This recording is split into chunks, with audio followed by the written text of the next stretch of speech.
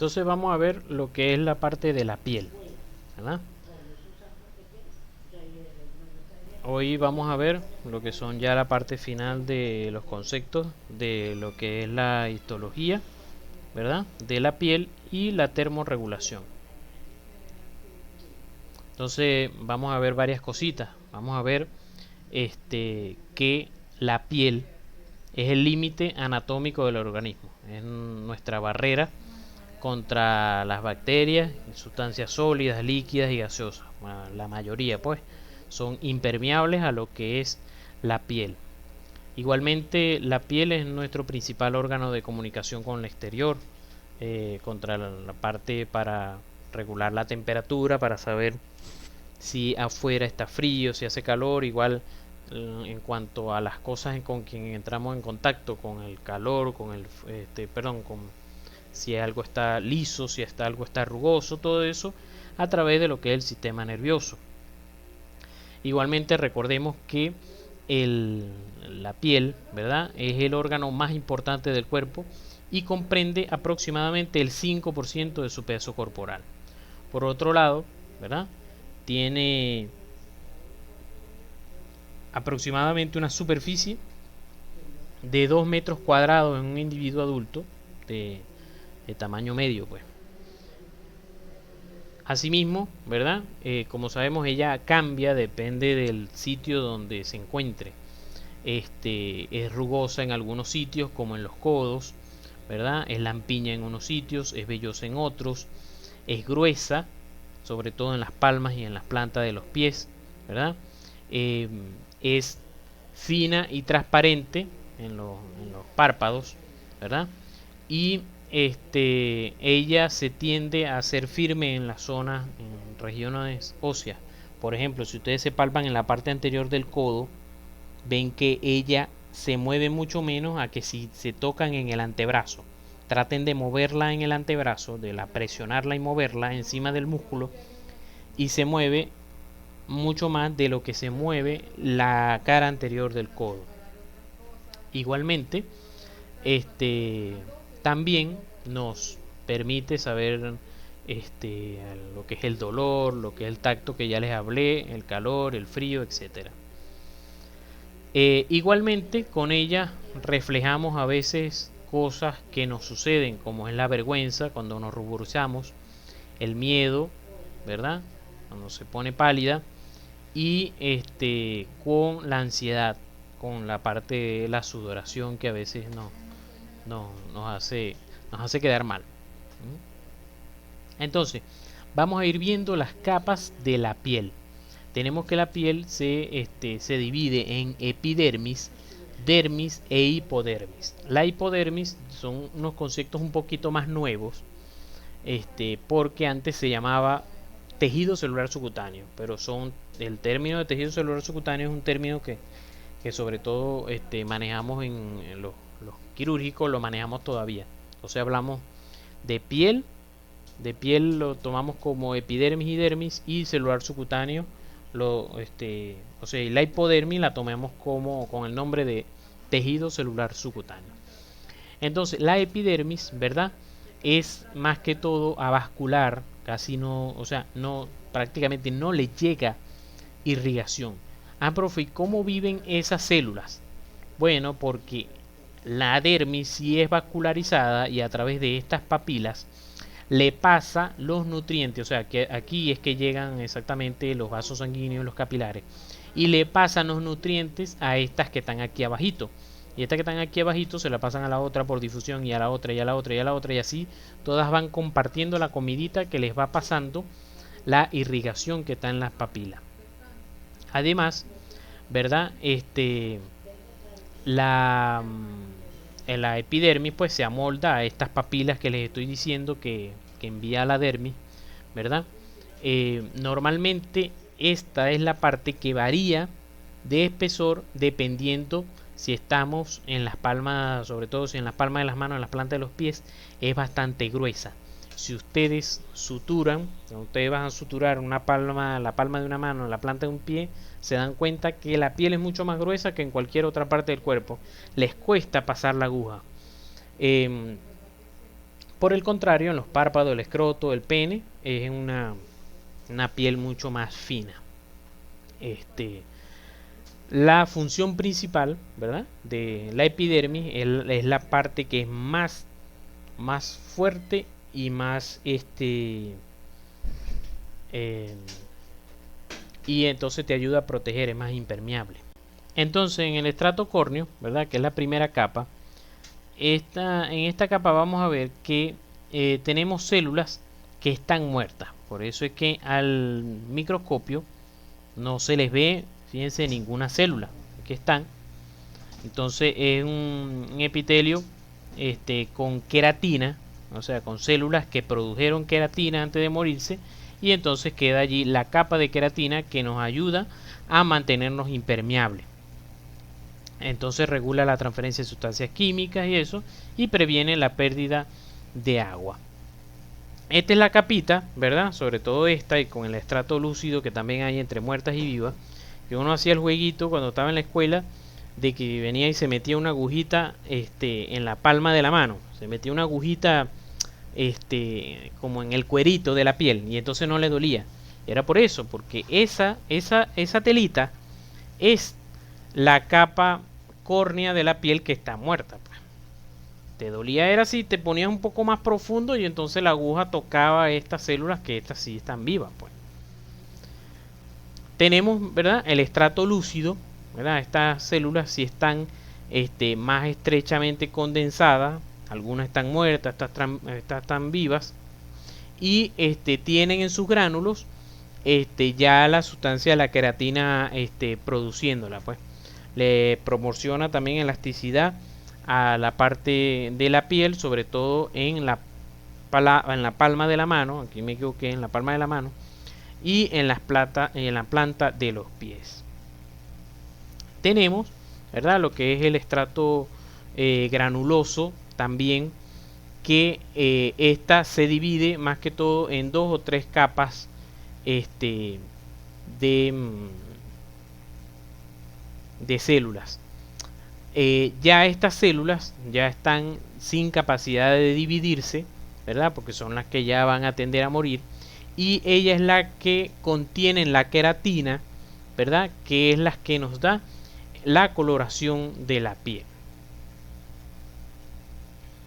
Tenemos el estrato espinoso, ¿verdad?, que son aproximadamente entre 4 o 8 capas de células, estrato de Malpighi, y que estas células, sobre todo las que son más basales, es decir, las que están más hacia abajo, hacia la membrana basal, ellas son como cilíndricas. En cambio, las de más arriba prácticamente ya son más cuadraditas, más circulares. Ellas están pegaditas, ¿verdad?, y le confieren a la epidermis estabilidad contra la distorsión mecánica. Ayuda a que ellas vuelvan a su sitio. Cuando tú te jalas la piel, vuelva a su sitio por todo lo que le ocurre a ella, pues. Por último, ¿verdad?, tenemos el estrato germinativo. En este estrato tenemos las células que son las que van a ir dándole el origen a las otras. Entonces, cuando ocurre la mitosis, si se acuerdan de Morfo 1, entonces se dividen en dos, y entonces una célula va a subir para ir formando las otras capas, y la otra se va a quedar aquí para generar otra hija, y así sucesivamente. Ellas están encargadas, ¿verdad? Ellas generan un equilibrio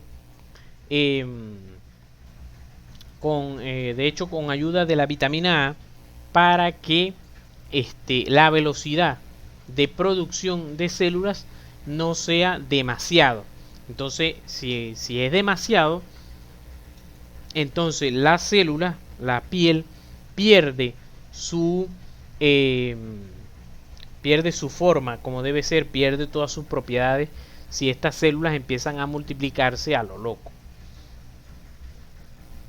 Entonces, entre todas ellas, ¿verdad?, existen los melanocitos, que son unas células que van a producir la melanina, y van a producir gránulos de melanina y eso se los van a ir pasando a otras células, a las otras células pues de la epidermis. Y entonces al tener las otras células de la epidermis, al tener esas células, esos gránulos, entonces se van a ir coloreando y eso es lo que le da la pigmentación a la piel. Entonces existe, ¿verdad? El color de la piel. ¿De qué depende el color de la piel?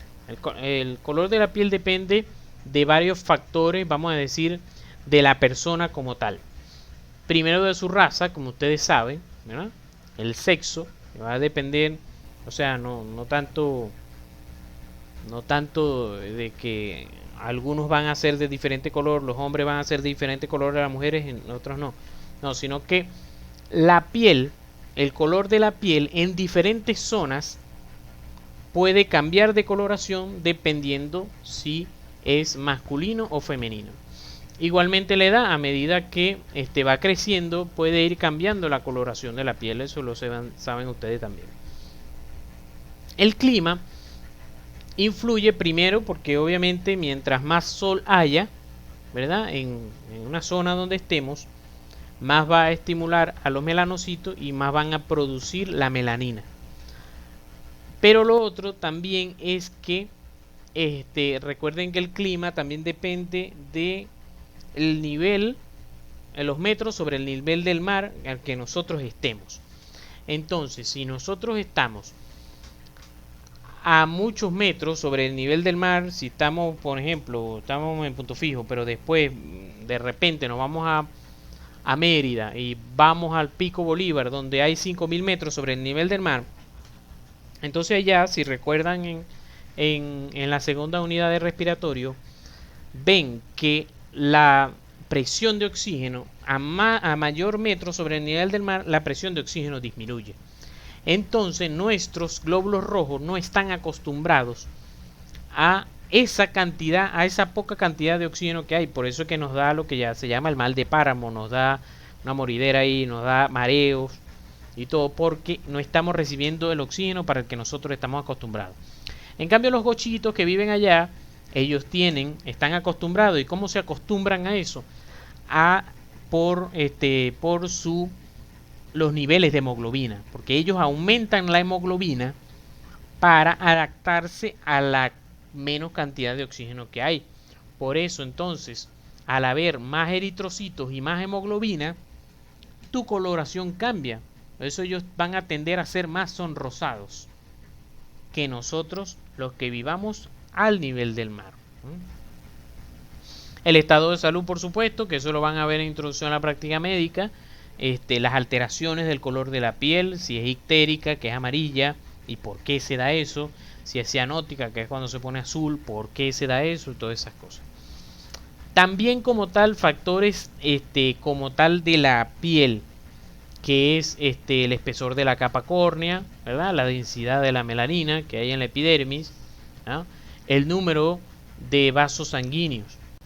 El profesor de introducción nos decía, ¿verdad?, que nosotros debíamos tomarnos una hematología, saber nuestra hemoglobina de vez en cuando, porque con eso comparábamos, se podía comparar la cantidad de hemoglobina que tú tenías y entonces lo sabías por las líneas que tienes en la palma de la mano. Tus líneas en la palma de la mano son más oscuras mientras más hemoglobinas tengas, porque se acumulan los eritrocitos allí en esa línea de la palma de la mano. En cambio, entonces si tú vas a ver un paciente y comparas tu palma de la mano con la de él, si ves que está más pálida, quiere decir que él tiene la hemoglobina más baja que la que tienes en ese momento tú.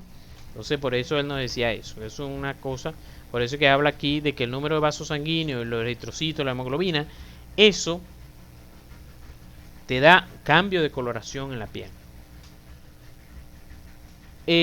Luego entonces, ¿verdad?, viene la dermis. La dermis, ¿verdad?, es un tejido un poco más grueso, ¿verdad?, que la epidermis, y las células están más separadas una de otra de lo que está en la epidermis. Fíjense en la epidermis como estaban todas junticas, aquí están más separadas, porque aquí no solamente están las células, sino que hay la matriz extracelular, son fibras colágenas y elásticas que nos ayudan a la piel a poderse mover cuando tú la necesitas, que se mueve, que se estire. Todo eso nos los da la matriz extracelular con sus fibras colágenas y elásticas. Como les decía, es 20 a 30 veces más gruesa de lo que es la misma epidermis. Nos dan la vía de sostén necesario para el sistema vascular. Recuerden que aquí están entonces los vasos sanguíneos. Ellos están, o sea, los vasos sanguíneos que uno puede ver, por ejemplo, en una operación, eso se ve en el tejido celular subcutáneo, que es la hipodermis, pero en la dermis no se ven, pero sí están chiquiticos al microscopio. Pero en la epidermis sí es verdad que no hay nada. Entonces, esta sangre que llega hasta aquí, hasta los capilares que están en las papilas, entonces ahí llegan los nutrientes y entonces se la pasan a la epidermis, que está completamente desvascularizada. También acumula lo que es agua, sangre, electrolitos. Vamos a ver cómo el agua nos ayuda en el tejido celular subcutáneo y todo. En la parte también del riego sanguíneo lo vamos a ver en la parte de termorregulación. Ya sabemos que las papilas son donde están los nervios y los capilares sanguíneos. Y aquí tenemos órganos especiales que no hay en la epidermis, como son las glándulas sebáceas, que son las que nos dan la lubricación de la piel, ¿verdad? Las glándulas sudoríparas, que nos dan entonces el agua para el sudor, y los folículos pilosos.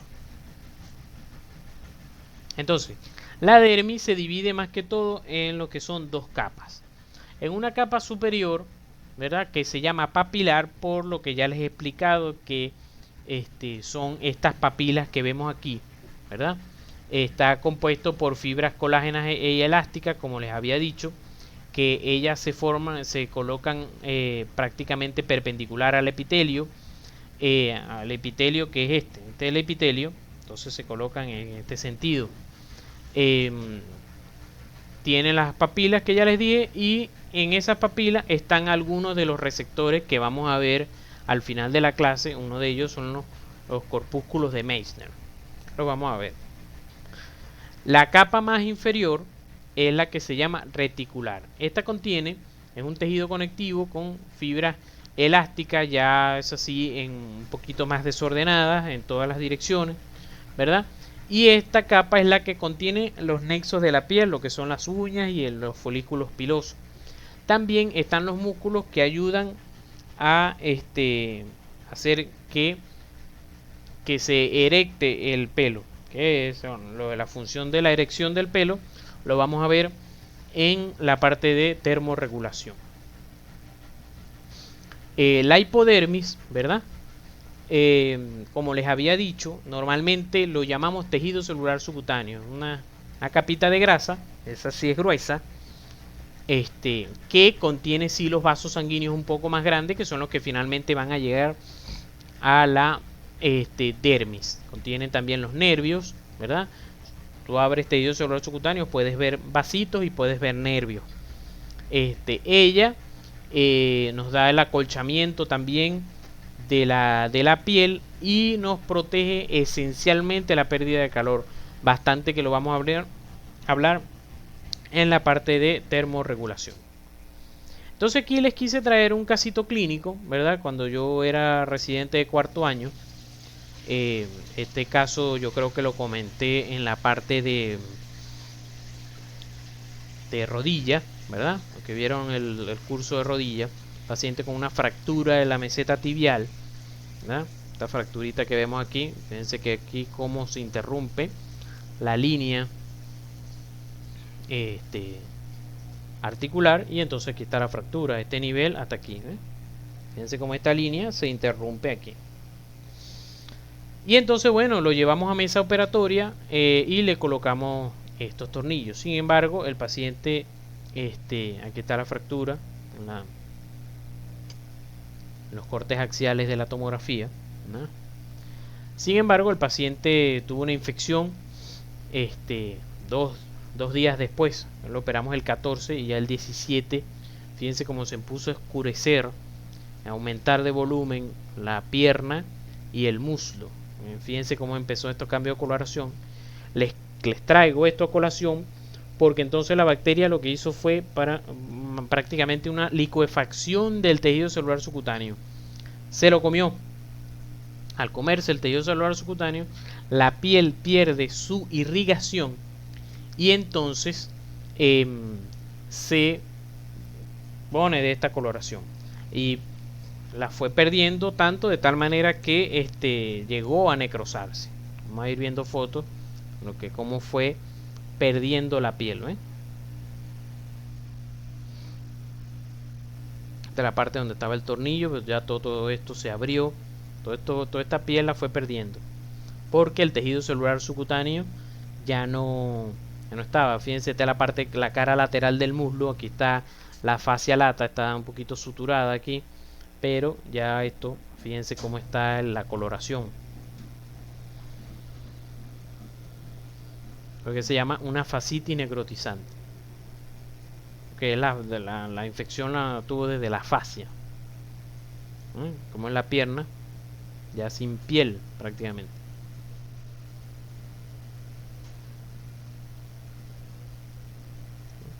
Ya en este punto prácticamente no había infección, pero ya entonces había el problema de que no tenía piel. Había que hacerle cultivo no, bueno, cultivos se hicieron, pero ya cuando no había infección, prácticamente había que hacerle era colgajos, pero la situación del hospital sí lo impidió un poco, pues. De cómo quedó la cara posterior del muslo, fíjense. Todo eso se comió, todo piel, tejido celular subcutáneo, no quedó.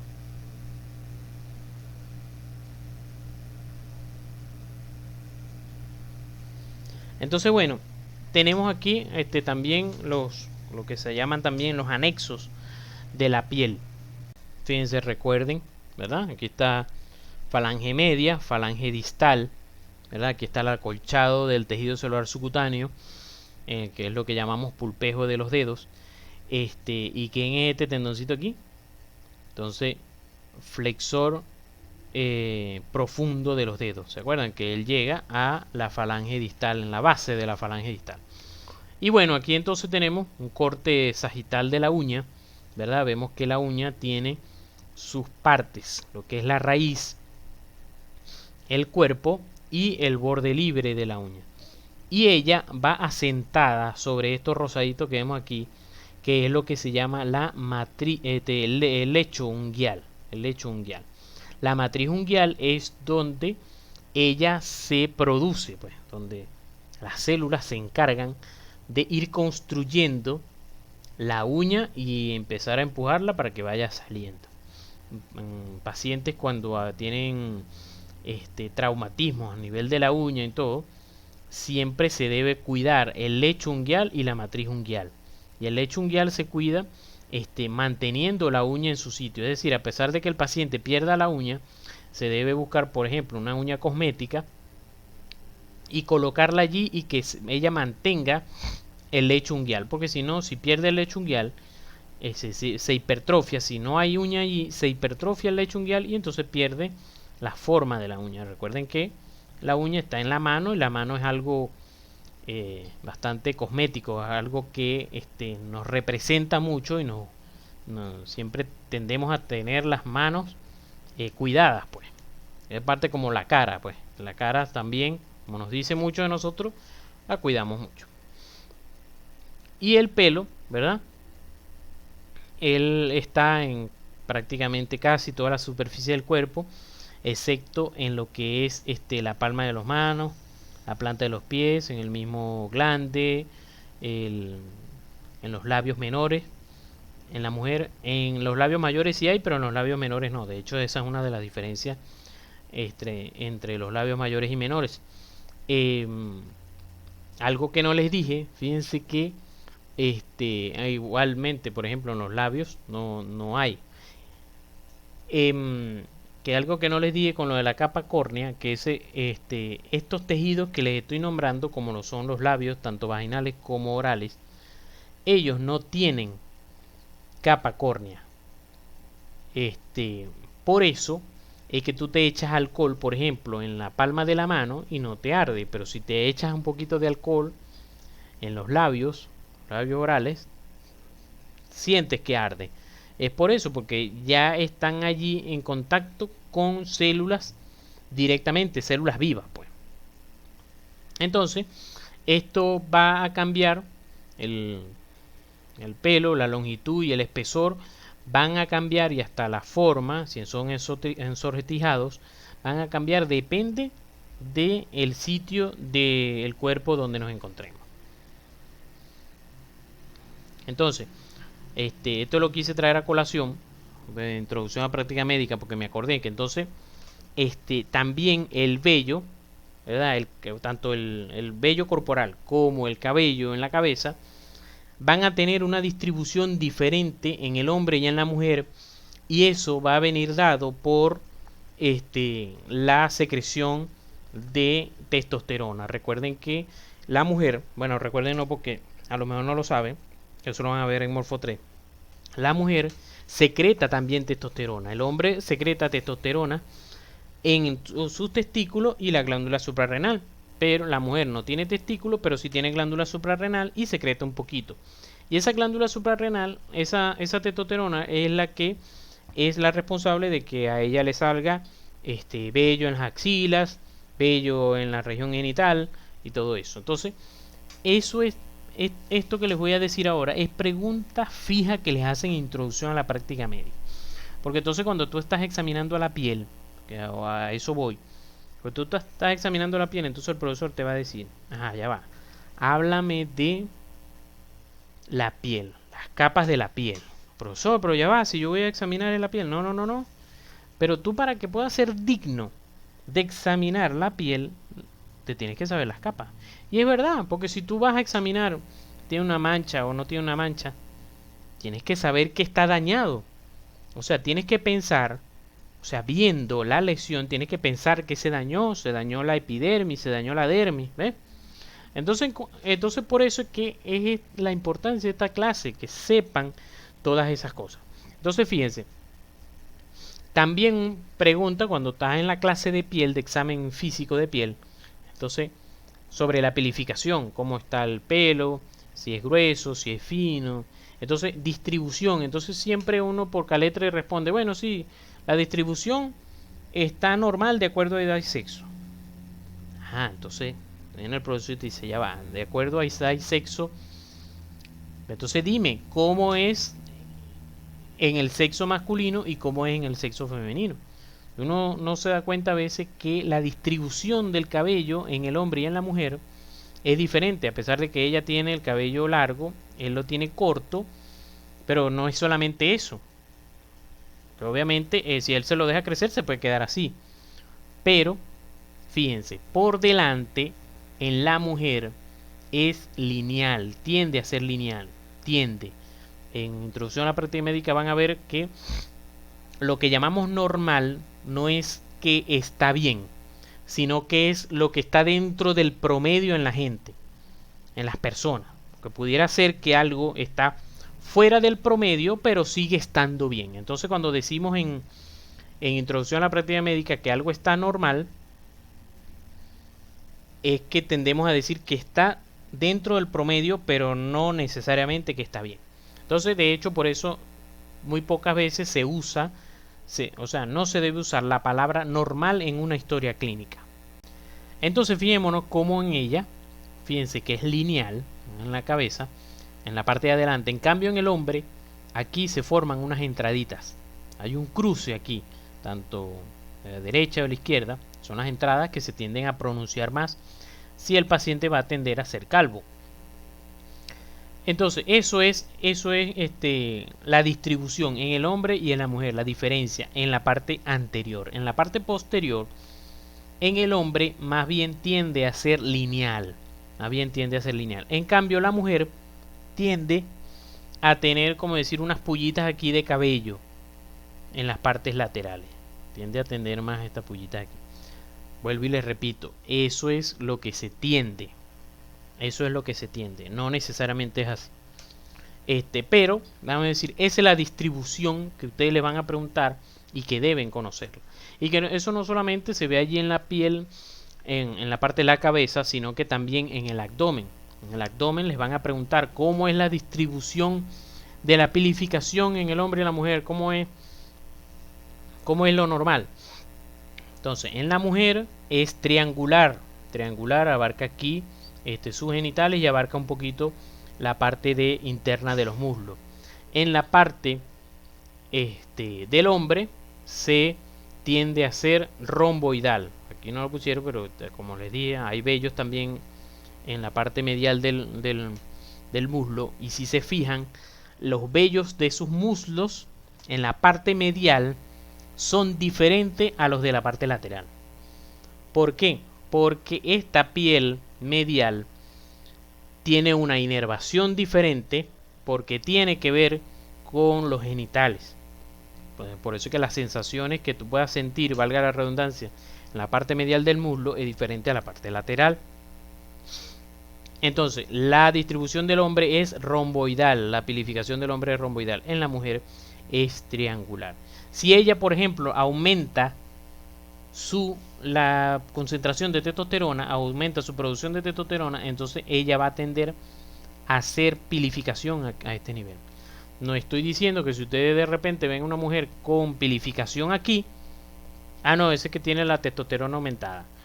Puede que sí, pero puede que para ella sea genéticamente normal que tenga un poquito más de testosterona que otra mujer.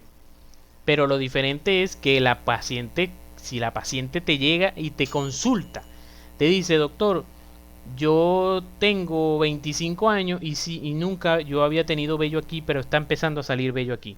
Entonces tú lo primero que tienes que pensar es que hay un aumento de la testosterona en ella. Caso contrario en el hombre, más bien va a disminuir el vello aquí si él disminuye la testosterona. Entonces aquí vamos a ver los diferentes receptores que tiene la piel. Eso lo van a ver, Dios mediante, en Morfo 3 más que todo, pero es parte de los objetivos en la clase de hoy. Entonces tenemos lo que son las terminaciones libres. Las terminaciones libres, ¿verdad? Se envuelven alrededor de lo que es los folículos pilosos y pueden llegar hasta lo que es la epidermis. Entonces, ellas captan la sensación, más que todo el dolor del tacto epicrítico y de la presión. ¿Qué es el tacto epicrítico? El tacto epicrítico es el tacto discriminativo. El ejemplo típico es cuando nosotros tenemos una moneda, sobre todo las monedas de antes, que uno con el borde podía saber de qué cantidad eran. Entonces, hay el tacto grueso y el tacto epicrítico. Con el tacto epicrítico, con el tacto grueso, tú agarrabas la moneda y, agarras eso con los ojos cerrados y sabes que es una moneda. O sabes que algo es un bolígrafo, o sabes que algo es un celular o algo parecido, una taza. Pero con el tacto epicrítico es que tú puedes ver de mejor manera, ¿verdad? Sobre todo en la moneda, en los bordecitos, se sabía si eso, de qué cantidad era. O lo que usan las personas que no ven, que usan el método Braille para leer con la palpación, con sus dedos. Entonces eso es el tacto epicrítico. Y pueden estar en todos estos tejidos ese tipo de terminaciones libres. Existen otros receptores que son los de Meissner, que vimos hace rato, ¿verdad? Que también captan el tacto epicrítico y se ven en los pulpejos de los dedos, en la planta del pie, en los labios, en los genitales externos. Están también los discos de Meckel, que ellos llegan aún hasta la epidermis también y captan lo que es la presión y están en los pulpejos de los dedos. Los bulbos de Krauss, ¿verdad? Ellos se encargan de recibir lo que es el frío. Están más que todo en la piel, la conjuntiva, los labios, la boca, en el dorso y están especialmente en el dorso de los dedos. Por eso es que cuando vemos las madres que van a tocar la temperatura de sus hijos en la frente, lo hacen con el dorso de la mano. Es por eso, porque allí es donde están más los receptores de la temperatura en cuanto al frío. En el caso, ¿verdad?, de para el calor y estiramiento están los corpúsculos de Ruffini, están en el dorso de los dedos, sobre todo también. Entonces existe una mnemotecnia que yo me acuerdo que la hice cuando estaba en Morfo, para acordarme por lo menos Krauss y Ruffini. Entonces yo decía, bueno, Krauss se parece a calor. Krauss se parece a calor, pero capta el frío. Y Ruffini parece frío. Ruffini parece frío, pero capta el calor. Están los de Pacini, que se encargan de la presión y la vibración. Si ustedes, por ejemplo, ellos están más que todo en lo que es el borde cubital de la mano y en la cabeza de los metacarpianos. Aquí me equivoqué, metacarpianos. Tú, por ejemplo, tienes a alguien al lado ahorita, dile, pon la palma de tu mano, pero bastante presionando, que la cabeza de tus metacarpianos esté bastante presionando el tórax, sobre todo en la parte posterior, y que no te interrumpa, o sea, que estés en la parte donde están los pulmones, que no te interrumpan las escápulas, o con el borde cubital, y dile que diga 33. Tú vas a sentir la vibración que viaja a través de los pulmones a tu mano, y entonces tú lo haces con el borde cubital de la mano, y eso lo vas a hacer en introducción a la práctica médica, y tu profesor te va a decir cómo lo vas a hacer. Que tú llegues a hacerlo con los pulpeos de los dedos, te sacan del salón, fuera de aquí, porque no sabías que los corpúsculos de Pacini, que vas a captar vibración, están en la cabeza de los metacarpianos o en el borde cubital. Y bueno, esto es un resumen al final. Están todos los corpúsculos, todos los bulbos, corpúsculos, terminaciones libres, llevando las neuronas a la médula espinal y de allí al cerebro. Y bueno, muchas gracias.